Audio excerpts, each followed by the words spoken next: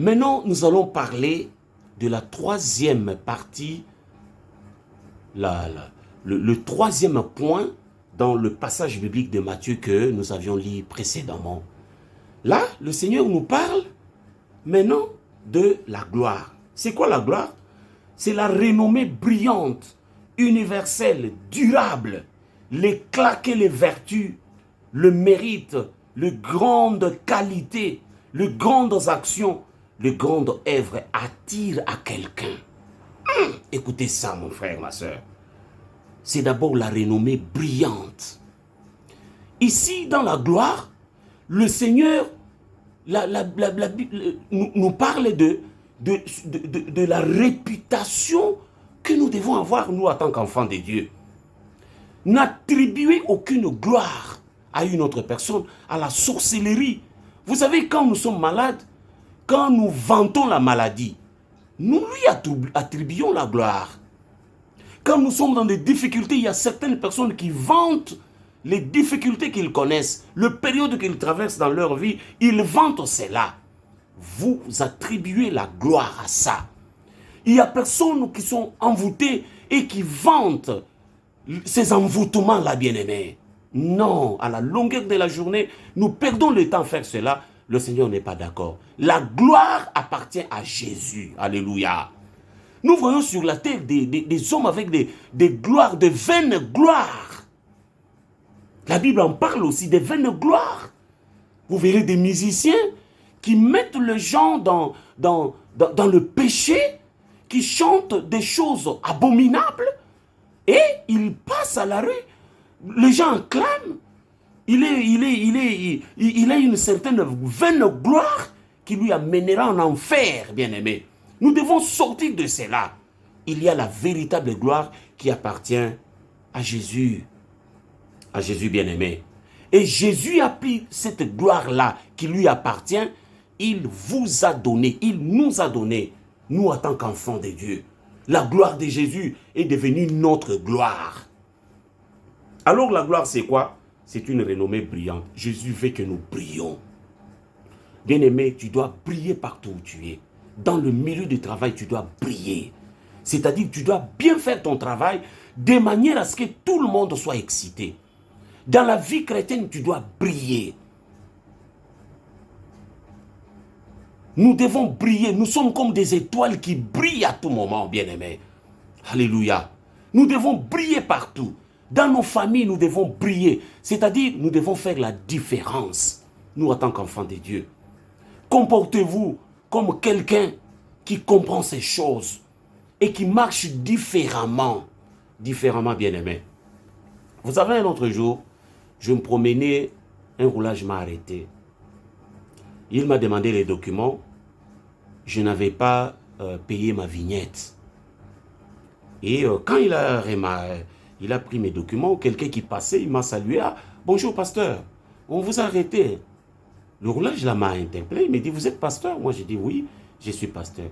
Il dit, mais non. Comment à ton niveau, toi un pasteur, tu ne vois pas que ça détruit votre image? Vous voyez ce qu'il m'avait dit?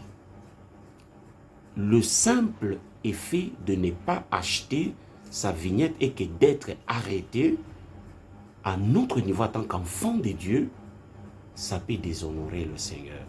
Ici, c'est l'aspect honneur, la dimension honneur. Cet honneur-là doit d'abord être dirigé à Jésus.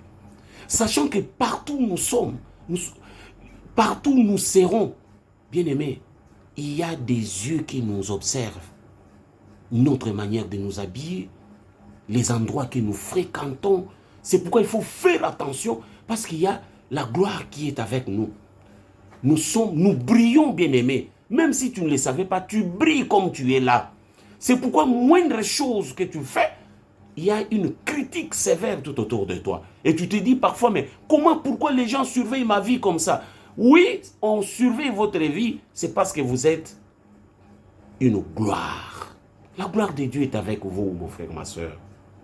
Comprenez cela et protégez cette gloire.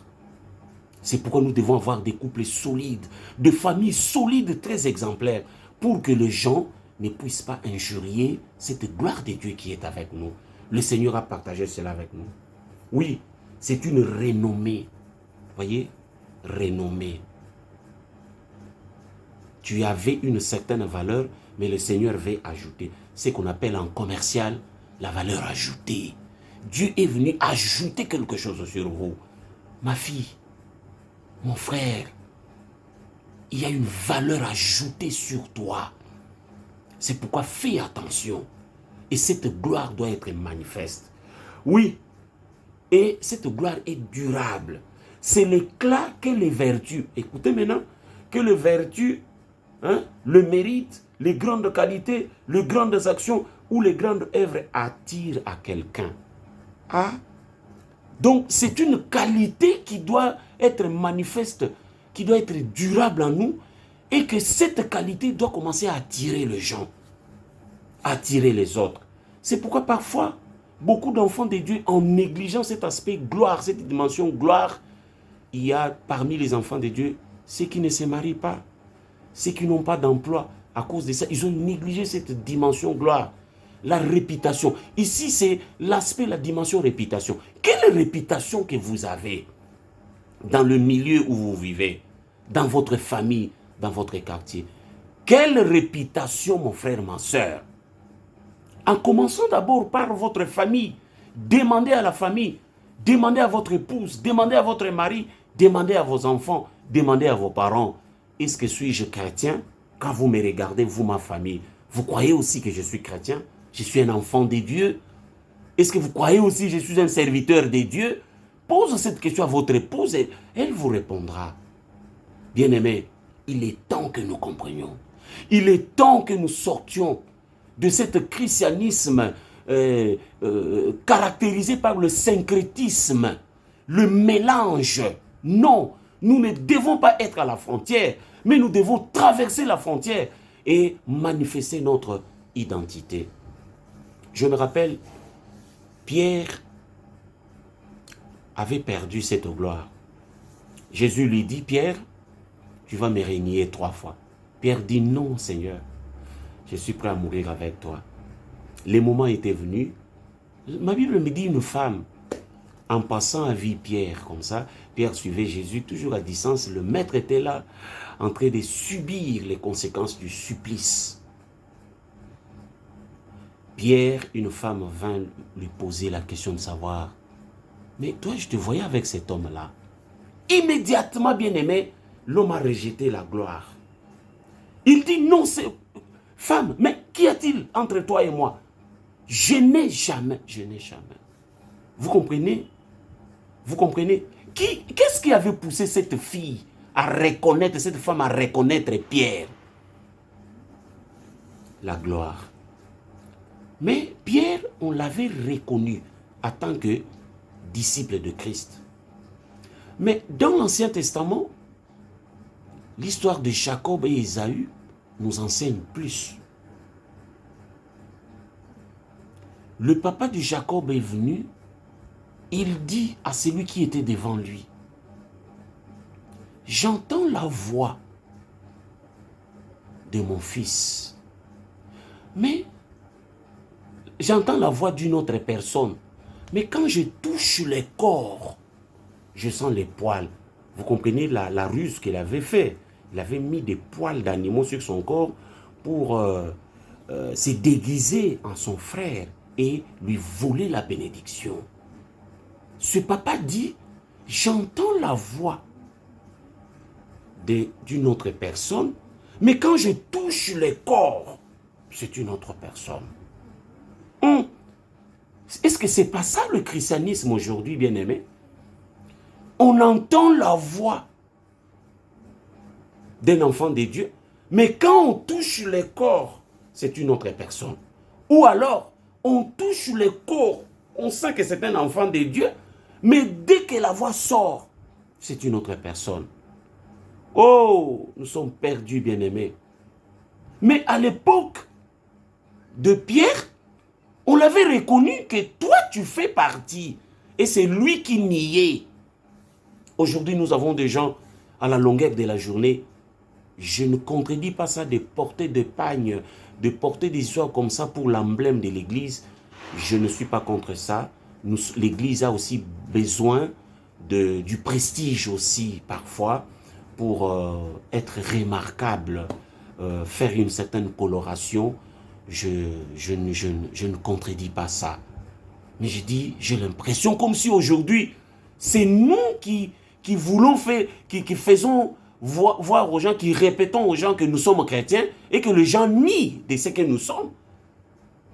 C'est pas comme à l'époque où les gens voient que vous êtes chrétien et que vous vous niez. Non.